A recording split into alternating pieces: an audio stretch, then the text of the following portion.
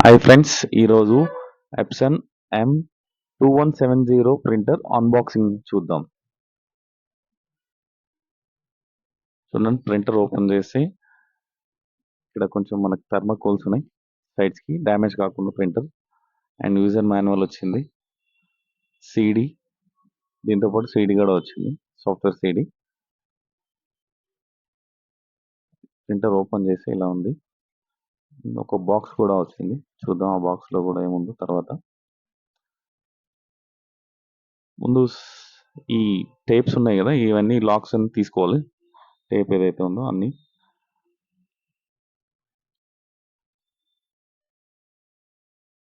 ఇది కంపల్సరీ అనమాట. ఇది హెడ్కి ఉన్న పెద్ద టేప్. ఇది తీయకపోతే హెడ్ మూవ్ కాదు, ప్రింటర్ కూడా ఎర్రర్ వస్తుంది. కంపల్సరీ ఇది జాగ్రత్తగా తీయాలి. తర్వాత ఈ సైడ్స్కి ఉన్న టేప్స్ అన్ని తీసేసేయాలి. చూడండి, స్కానర్ టేప్, ఇది స్కానర్. తర్వాత ఈ బాక్స్లో ఏమొచ్చిందో చూద్దాం. ఇంక్ బాటిల్ వచ్చి ఉంటుంది. ఇది బాక్స్ ఓపెన్ చేస్తుంది. దీనిలో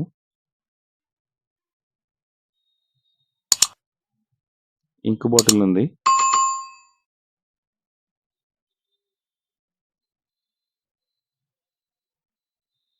ఇంక్ బాటిల్తో పాటు USB cable and power cable వచ్చింది. ఇంక్ బాటిల్ ఇలా ఫిల్ చేయాలి.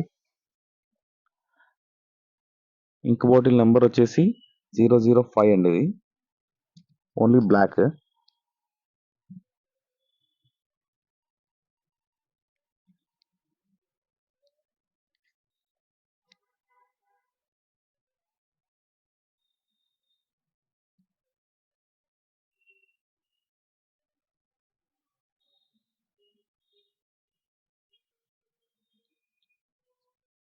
చూడండి, ఇంక్ బాటిల్ ఫిల్ అవుతుంది. ఇలా ఫిల్ అయిపోయింది అనమాట. ఇంక్ ఫుల్ అయిపోయిన తర్వాత పవర్ కేబుల్ కనెక్ట్ చేసుకొని, ఇది పవర్ కేబుల్, పవర్ ఆన్ చేసుకున్నాను. ప్రింటర్ ఇది ఆన్ ఆఫ్ బటన్. ఇదే ఆన్ చేయాలన్నా ఆఫ్ చేయాలన్నా ఇదే బటన్ ఉంటుంది. ఒకసారి ప్రెస్ చేస్తే ఆన్ అవుతుంది, ఒకసారి ప్రెస్ చేస్తే. ఇప్పుడు ఇంగ్లీష్ సెలెక్ట్ చేసుకొని ఓకే ప్రెస్ చేయాలి. ప్రాసెసింగ్లో ఉంది కదా.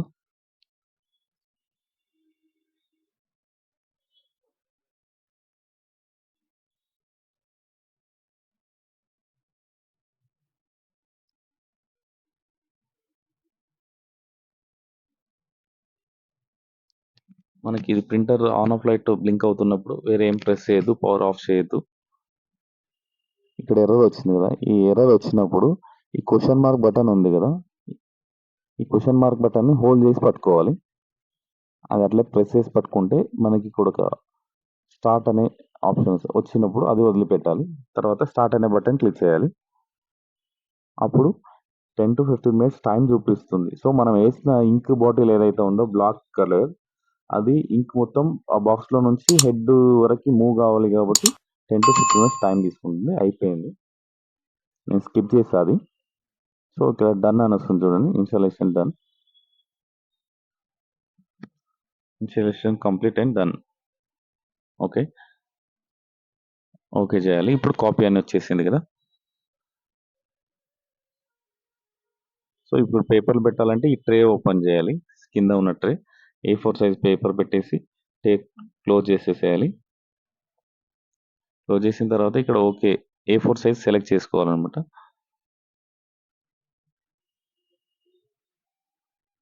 ఏదైనా ఒక పేపర్ పెడదాం ప్రింట్అవుట్ జిరాక్స్ చెక్ చేయడానికి.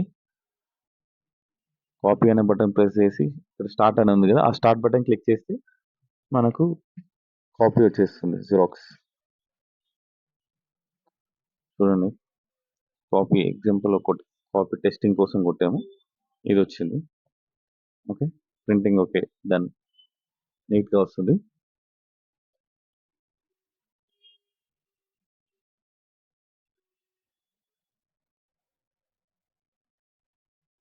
దీనిలో చూడండి, ఇప్పుడు టూ సైడ్ ప్రింటింగ్ కూడా చెక్ చేద్దాం. బోత్ సైడ్ అని ఉంటుంది, అది సెలెక్ట్ చేసుకొని ఓకే ప్రెస్ చేయాలి. ఓకే ప్రెస్ చేస్తే టూ సైడ్ ప్రింటింగ్ కూడా తీసుకుంటారు డైరెక్ట్. కాకపోతే మనం స్కానర్ పెట్టిన పేపర్ మాత్రం 2 సైడ్ తీసి పెట్టవలసి వస్తుంది. ఇప్పుడు స్కాన్ అయిపోయింది one side. One side scan అయిపోయింది కాబట్టి అక్కడ చూపిస్తుంది సెకండ్ పేపర్ పెట్టమని. అప్పుడు స్టార్ట్ బటన్ క్లిక్ చేస్తే అయిపోతుంది.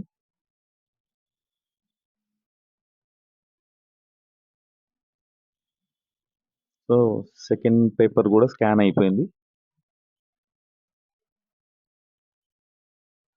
చూడండి బోత్ సైడ్ 2 సైడ్ కూడా స్కాన్ ఆటోమేటిక్గా అదే వచ్చి అదే బ్యాగ్ తీసుకొని మళ్ళీ సెకండ్ పేపర్ కూడా ప్రింట్ చేస్తుంది అనమాట.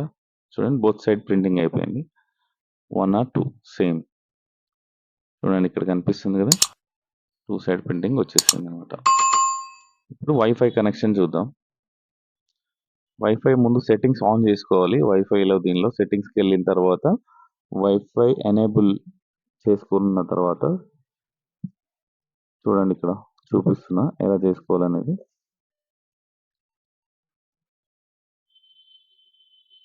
వైఫై సెట్టింగ్స్ ఆన్ చేసుకుంటే దానిలో మనకు wifi user name and password వస్తుంది అనమాట. హోమ్లోకి వెళ్ళిన తర్వాత వైఫై సెట్టింగ్స్లోకి వెళ్ళినాక వైఫై డివైస్, దీనిలో వైఫై ఆన్ చేసుకుంటే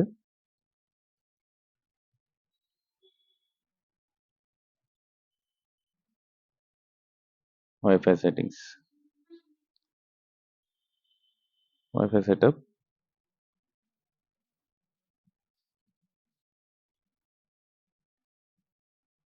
ఇప్పుడు మనకు ఒక పేపర్ ప్రింట్అవుట్ వస్తుంది. దానిలో ప్రింటర్ ఆఫ్ చేసి ఆన్ చేద్దాం. ఫస్ట్ అడుగుతుంది.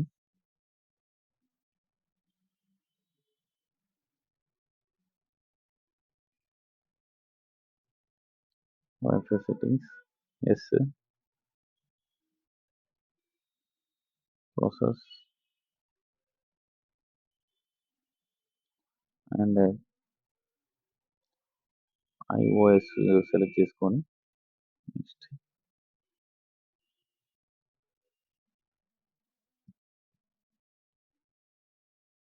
పాస్వర్డ్ సెలెక్ట్ చేసుకోవాలంటే పాస్వర్డ్ చేంజ్ చేసుకోవాలంటే ఇలా చేంజ్ చేసుకోవాలి.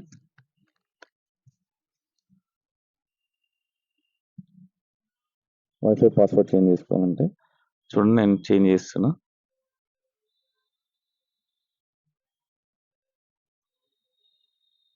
1 2 3 4 5 పెట్టిద్దాం, ఏదో ఒకటి ఇస్తాం.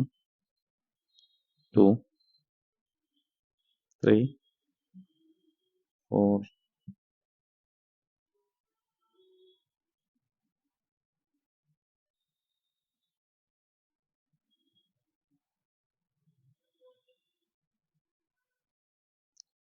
సో 1 to 8 వరకు పెట్టిన పాస్వర్డ్.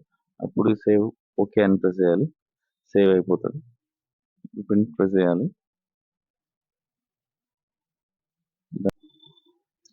చూడండి మనకు వైఫై సెట్టింగ్స్ ఒకసారి చూద్దాం. పాస్వర్డ్ చేంజ్ అయిందా లేదా.